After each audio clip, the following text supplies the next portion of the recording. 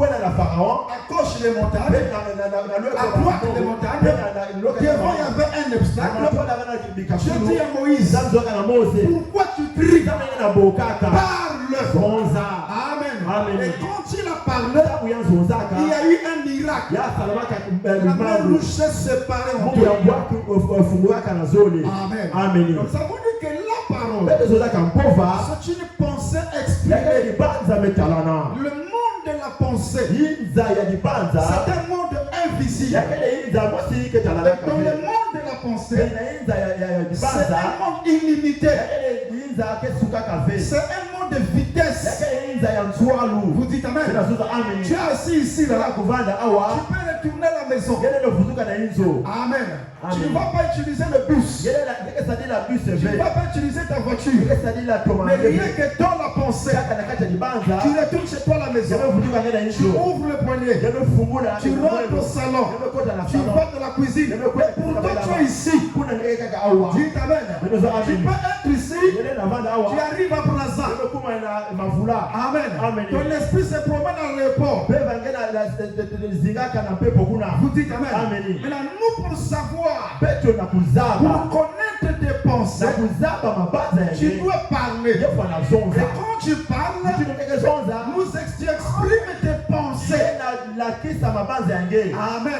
Quand tu exprimes tes pensées, nous savons ce que tu penses. C'est quand tu parles. Amen. Et Dieu aussi, il avait dans sa pensée.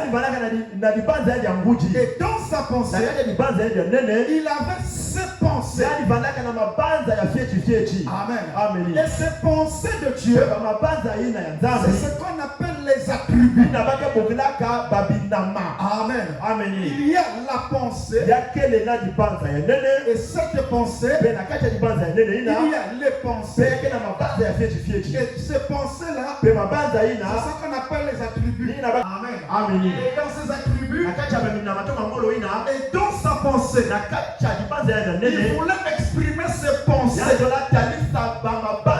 Ou bien ses attributs. Qu'est-ce qu'un attribut? C'est comme le soleil. C'est un attribut de Dieu. La lune, c'est l'attribut de Dieu. Vous dites amen.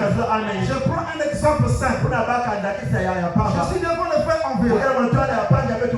Le frère est célibataire. En lui, il y a des pensées. Il y a des attributs. Ces attributs, ce sont les enfants. En lui, il y a des filles. En lui, il y a des garçons. Vous dites amen. Mais pour exprimer ces attributs, il faut quelque chose. Et cette chose, c'est la femme. Vous dites amen. Donc la femme, en association avec l'homme, vient révéler et manifester ce qui est caché dans l'homme. Amen. Vous allez voir que la femme commence à donner les enfants. La femme n'a pas de sémence. C'est l'homme qui a la sémence. Vous dites amen. La femme n'a aucune sémence. Mais c'est l'homme qui a la sémence. Et c'est l'homme qui vient s'aimer dans le champ de la femme pour exprimer les enfants. Dieu aussi, il avait sa pensée. Et dans sa pensée, il avait ses pensées.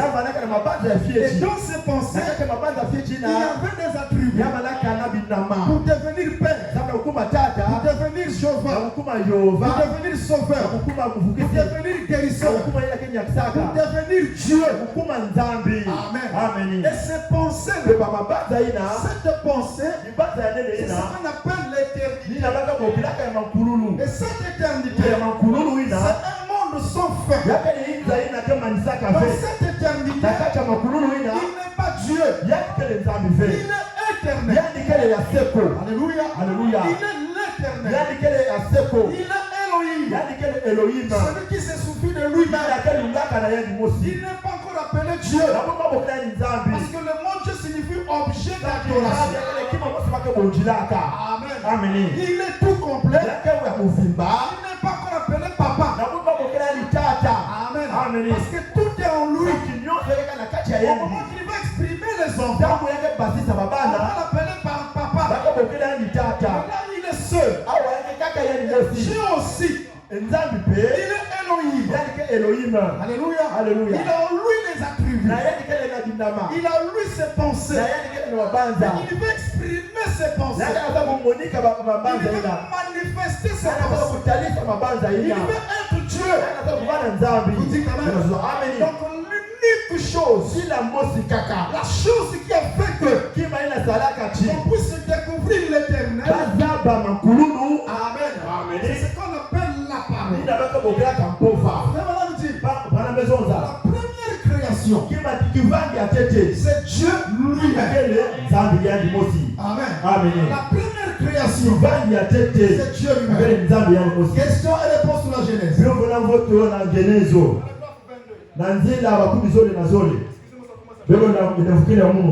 Paragraphe 22. Il dit autrement dit, Adam, le premier homme, des créations inférieures de Dieu. La première création, c'était Dieu lui-même. Ensuite de Dieu est sorti ce qu'on appelle le Logos. Le Dieu est sorti ce qu'on appelle le Logos. Amen. Donc le Logos, c'est la première création de Dieu. Amen. Il dit c'est le Logos là, qui était le Fils de Dieu. Donc le Logos là, c'est lui le Fils de Dieu. Amen. C'est lui le Fils de Dieu. Il n'était pas encore appelé Jésus. Amen. Le Logos, c'est lui le Fils de Dieu. Amen. Ensuite, du Logos, qui était la parole. Au commencement était la parole. Et la parole était avec Dieu. Et la parole était Dieu. Et la parole a été faite chair et habité parmi nous. Pleine de grâce. Amen. Salomon monte. Parce que nous avons trois acteurs. Nous avons Jean. Nous avons Moïse. Nous avons Salomon. Il vient. Il dit au commencement Dieu créa les cieux et la terre. Quand Jean arrive, il dit au commencement était la parole. Amen. Et quand Salomon arrive, Proverbe 8 verset 22. Proverbe 8 verset 22. Vas-y, Proverbe 8 verset 22. Il dit l'éternel. Proverbe 8 verset 22. Vas-y. L'éternel m'a créé. L'éternel m'a créé. Il n'a pas dit Dieu m'a créé. L'éternel m'a créé. La première de ses œuvres. Avant ses œuvres le plus anciennes. J'ai été établi depuis l'éternité.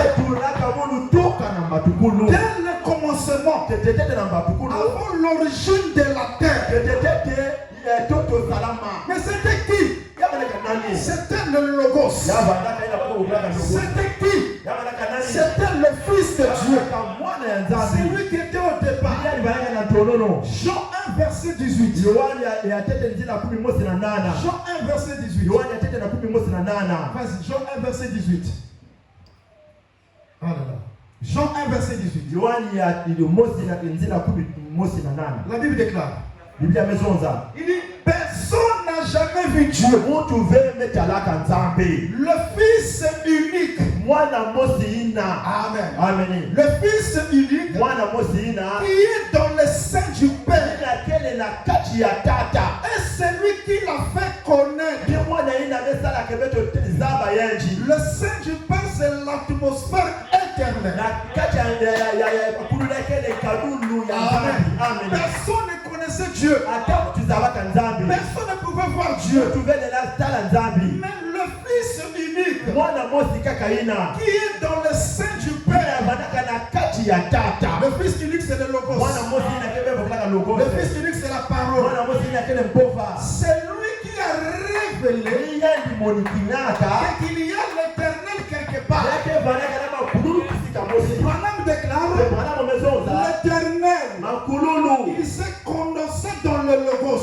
Et dans ce logos, on appelle la parole. Jean 1 verset 3. Le logos qu'on appelle la parole, quand l'éternel s'est condensé dans le logos, qu'on appelle la parole, Jean interprète.